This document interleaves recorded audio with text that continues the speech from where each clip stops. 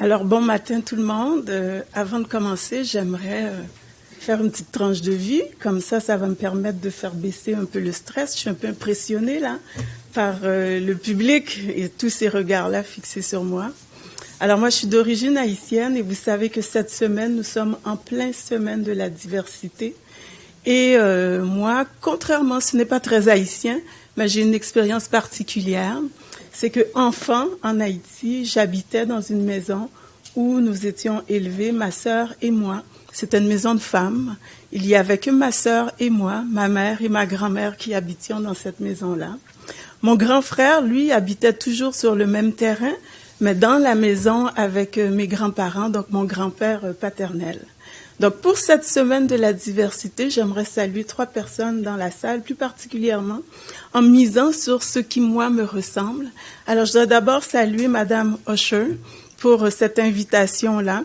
C'est une dame qui nous amène, qui ouvre des portes et qui m'amène à sortir de ma zone de confort pour venir partager cette réflexion-là avec vous. Je voudrais saluer Isabelle Emelin, professionnelle dans mon équipe. Vous le savez que pour avancer dans le travail qu'on fait, c'est important d'être entouré de personnes sur qui on peut compter. Et Isabelle, elle est plus qu'une professionnelle dans mon équipe, c'est une complice. On se comprend, on partage cette même préoccupation-là et travailler avec elle est un plaisir quotidien. Je voudrais aussi saluer Madame Lynn McVey. Nous, dans notre... Voyons, je pense que j'appuie sur quelque chose. En créole, quand une femme est une femme, une leader, qui a une vision, qui a la passion, qui a le cœur et qui a les 2 mains dans l'action, on appelle ça un poteau mi-temps. Alors pour moi, Madame McVey, c'est un poteau mi-temps parce que c'est une femme qui nous inspire, qui nous oblige à nous dépasser dans notre travail au quotidien. Merci beaucoup. Alors je vous remercie chacun d'entre vous et je vais vraiment appeler à votre indulgence parce que j'ai tendance, moi, à déborder beaucoup, à parler beaucoup. Donc, Isabelle m'a travaillé avec moi mon PowerPoint pour me dire, Florent, tu dois rester collée à ce qui est écrit là. Donc, je vais faire de mon mieux. Alors, voilà, commençons. On a longuement réfléchi au titre qu'on donnerait à ce moment de partage-là avec vous. On a intitulé notre présentation « L'écart entre l'offre et l'accès pour les personnes marginalisées ». Donc, je vais vous parler aujourd'hui de ces personnes marginalisées, pas toutes les personnes marginalisées, mais nous allons en épingler quelques-uns et regarder un peu ce que ça veut dire dans notre système de santé et de services sociaux. On a mis le mot « accès » parce que les dernières années, on a beaucoup parlé de l'accessibilité des services. On a beaucoup parlé d'adaptation de services, mais pour se rendre compte au final que avant l'accessibilité, avant l'adaptation, il y a l'offre qui est disponible. Et c'est pas parce que quelque chose est disponible, comme vous voyez présentement, comme je suis stressée, j'ai extrêmement soif, j'aimerais bien prendre la bouteille d'eau qui est ici, qui est disponible, mais elle n'est pas accessible pour moi parce qu'elle est trop loin. Alors voilà, pour les personnes marginalisées...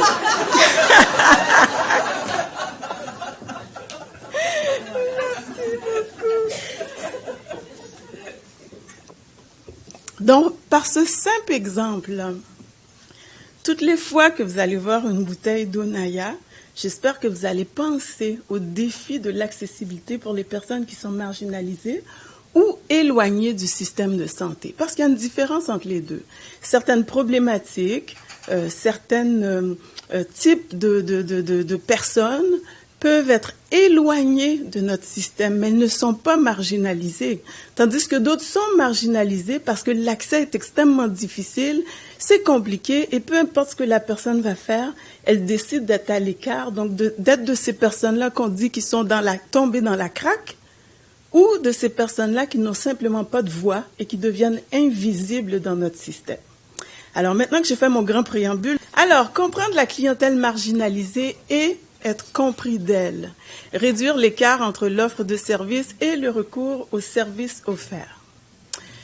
Le contexte actuel, donc moi je travaille au CIUS du Centre-Sud de l'île de Montréal et comme toutes les organisations du réseau, nous avons nous aussi eu cette réorganisation très Historique, je me permettrai de dire. Alors, le CIUS du Centre-Sud est issu de la fusion de 11 établissements. Donc, nous nous retrouvons en date d'aujourd'hui avec une organisation qui a plus de 15 000 employés. Nous avons de nombreux mandats locaux, régionaux et suprarégionaux. J'en ai nommé que quelques-uns en exemple ici.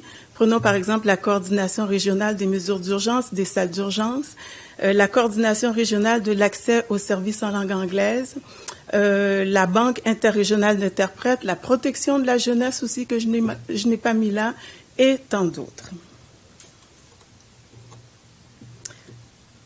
Notre société québécoise se base sur des valeurs qui lui sont chères, les valeurs d'équité, d'égalité, de respect, hommes, femmes, etc. Et nos établissements incarnent au quotidien, dans la prestation de services, nous incarnons ces valeurs-là. Mais au-delà des principes, il demeure quelques zones d'ombre dans l'équité de l'accès pour certaines clientèles ici à Montréal. Parlons de Montréal. Par exemple, si je suis une femme de 75 ans et que je ne parle ni le français ni l'anglais, il se pourrait que j'aie quelques défis pour avoir accès aux soins.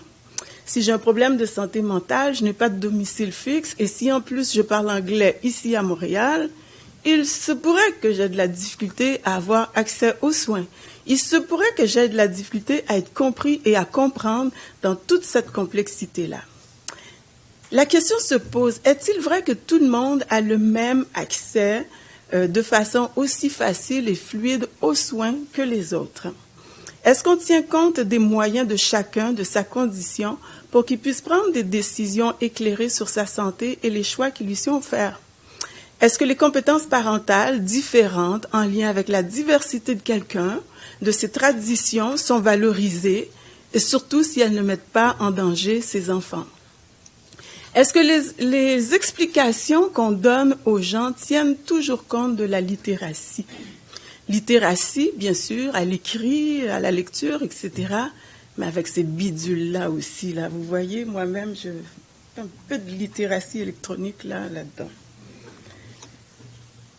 Les clientèles éloignées ou marginalisées du système, tout à l'heure, je vous ai dit qu'il y a une différence quand même entre une clientèle qui est éloignée et une qui est marginalisée.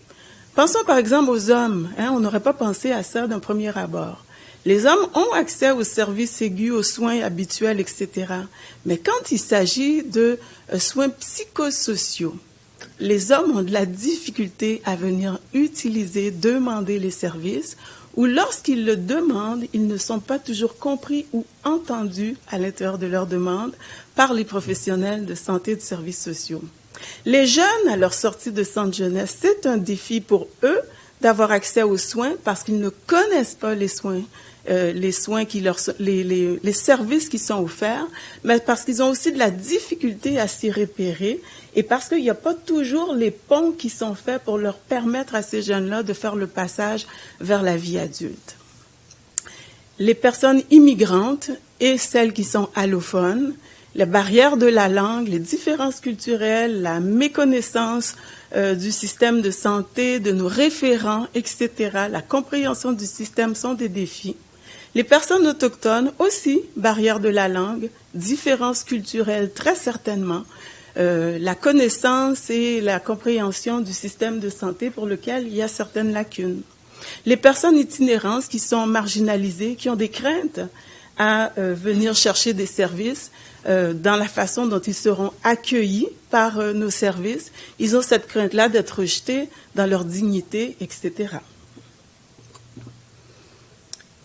Notre vision et nos stratégies, parce qu'une fois qu'on sait qu'il y a des clientèles qui sont éloignées, qui sont marginalisées, il faut développer une vision, des stratégies, des actions. Et parmi celles-ci, il y a bien connaître les clientèles et leurs particularités. Comprendre les causes de cet écart entre l'offre et l'utilisation. J'aime bien utiliser le mot utilisation plutôt qu'accessibilité. Les raisons et les pistes, les solutions sont-elles les mêmes pour chacune des clientèles? C'est la question qu'il faut se poser. Le réseau montréalais, d'entrée de jeu, j'espère que vous serez d'accord avec moi, pour dire que nous avons la chance d'avoir un réseau qui est riche quand même. Un réseau qui est complété par des services au privé, mais aussi complété par une offre de services communautaires qui est dynamique et qui vient nous assurer d'avancer à l'intérieur des services qu'on a à offrir à la population. Bon, le réseau montréalais, vous avez vu plusieurs cartes et voici la mienne. C'est celle-là avec une belle erreur, je ne sais pas si vous l'avez remarqué, mais quand on regarde les CIUS, il y a le CIUS du centre-est. Effectivement, le CIUS du centre-sud s'est appelé CIUS du centre-est le temps de 3 mois. Alors, vous voyez, ça fait 3 ans que la réforme a eu lieu et nos cartes changent encore. Comment voulez-vous que la population s'y retrouve? Maintenant, que dit la loi en ce qui concerne nos responsabilités et nos obligations envers la clientèle? Rapidement, les législations du Québec, dans la loi des 4S, nous édictent les droits des usagers et la responsabilité du réseau. Je ne vais pas vous lire tout ça, je ne vous demanderai pas d'apprendre tout ça, mais quand même, prenons le temps d'attirer notre attention sur quelques-uns. Les usagers ont le droit de recevoir des services de santé, des services sociaux adéquats. C'est une évidence pour tout le monde. Mais ils ont le droit d'être informés sur leur état de santé, de connaître les différentes options, les risques et les conséquences des services qui leur sont offerts. Nul ne peut être soumis sans son consentement, donc le consentement éclairé. Ils ont le droit de participer au choix du plan de traitement. Ils ont des recours aussi, ces personnes-là. Il y a aussi des indications dans la loi sur la communication avec les usagers. Donc, favoriser allons plutôt au deuxième. Donc, on parle de communication. Favoriser, compte tenu des ressources, l'accessibilité à des services en santé, services sociaux dans leur langue, pour les personnes des différentes communautés culturelles du Québec. Toute personne d'expression anglaise a le droit de recevoir en langue anglaise des services de santé, des services sociaux compte tenu de l'organisation des ressources. C'est bon de se rappeler les droits des usagers parce que ces droits-là nous amènent à des obligations. Alors, comment favoriser l'utilisation optimale? Quels sont les obstacles? Quelques-uns plutôt des obstacles entre l'offre et l'accès. Quelques obstacles. 5 minutes, vite. Bon, du point de vue toujours de l'usager. Les obstacles les plus évidents, la langue, comprendre l'intervenant, être compris de celui-ci, la crainte du système et de ses représentants, dépendamment des références que l'on a et des expériences qu'on a eues dans le réseau, comprendre l'offre de services et les façons d'y accéder, la complexité, donc la complexité des besoins, des problématiques de l'accès et du système, les craintes d'être mal reçus, d'être jugés par les intervenants, que les intervenants décident des priorités à leur place, d'être blessés dans leur dignité. J'aurais pu aussi prendre ces mêmes critères-là et nous mettre dans la perspective des intervenants. Les intervenants partagent les mêmes choses, crainte d'être mal perçus par les usagers, crainte de ne pas bien se faire comprendre, de ne pas bien comprendre ce que l'usager est en train de lui dire, crainte de ne pas avoir les ressources, de ne pas être en mesure de bien comprendre le corridor de service pour les référer au bon endroit. J'aurais pu aussi reprendre les mêmes critères et les mettre dans les perspectives des établissements. Les établissements, crainte de ne pas avoir le budget, crainte de ne pas bien comprendre les couvertures médicales et comment est-ce qu'on va s'en sortir, etc., et de se retrouver avec des déficits budgétaires. Il y en a plein. On aurait pu les prendre de différentes perspectives. Quelques pistes pour relever les obstacles. Les personnes d'expression anglaise, par exemple, de l'Est de l'île de Montréal. Alors, comprenons-nous. Je ne dis pas que les personnes de langue anglaise ailleurs à Montréal n'ont pas de difficultés d'accès aux soins de santé. Ils ont aussi des difficultés. Mais par exemple, dans l'Est de l'île, nous savons que les services de proximité, dire comme tout le monde dans la population, je veux aller chercher mon service à côté de chez moi, c'est un réel défi. Ce que ça demande comme piste, une coordination des ressources pour un accès et une utilisation optimale des services. Et quand on dit coordination, il faut comprendre que coordination a plein de petits frères et sœurs comme mot. Et ces petits frères et sœurs comme mot-là doivent se retrouver. Qu'est-ce que ça veut dire? ça veut dire avoir de la concertation, ça veut dire avoir une volonté réelle des établissements et des ressources de rendre ces services-là accessibles, ça veut dire avoir de la coopération, collaborer entre les différents établissements pour pouvoir s'adresser à ce défi-là et trouver des solutions qui sont efficientes et efficaces. Les immigrants et les allophones, la Banque d'interprètes régionale, bon, il faut quand même que je parle pour mes services, mais tous les systèmes qui permettent aux gens de comprendre et d'être compris, aux professionnels de comprendre le patient, ce sont des besoins qui sont importants. La Banque interrégionale d'interprètes, c'est plus de 160 interprètes formés qui sont des professionnels et qui sont capables de traduire et d'interpréter dans plus de 40 langues. Il faut aussi des instances pour soutenir la concertation et le partenariat, pour une meilleure complémentarité de l'offre et pour créer des passerelles. Pour, par exemple, les populations autochtones, ici en milieu urbain, pour les itinérants, pour les personnes violentées et leurs conjoints, ainsi que les enfants qui sont exposés à la violence conjugale, par exemple. Pour un accès pour les personnes qui sont victimes d'agressions sexuelles, on en entend tellement parler au courant des derniers jours, des dernières semaines. Mais dans tout ce mouvement-là, on entend des femmes, des hommes qui n'ont pas osé aller utiliser, aller dénoncer, utiliser ce qu'on a comme service, parce qu'ils avaient la crainte de ne pas être entendus, de ne pas être crus et de ne pas avoir ces accès-là. D'autres pistes, bien sûr, former et outiller les intervenants pour qu'ils puissent saisir les phénomènes émergents et les nouvelles problématiques, pour qu'ils soient vigilants tout en sachant sortir du cadre de manière sécuritaire. Et là, rapidement, j'épingle quelques exemples de phénomènes émergents. Quand on parle de radicalisation, on pense, par exemple, que c'est un phénomène nouveau.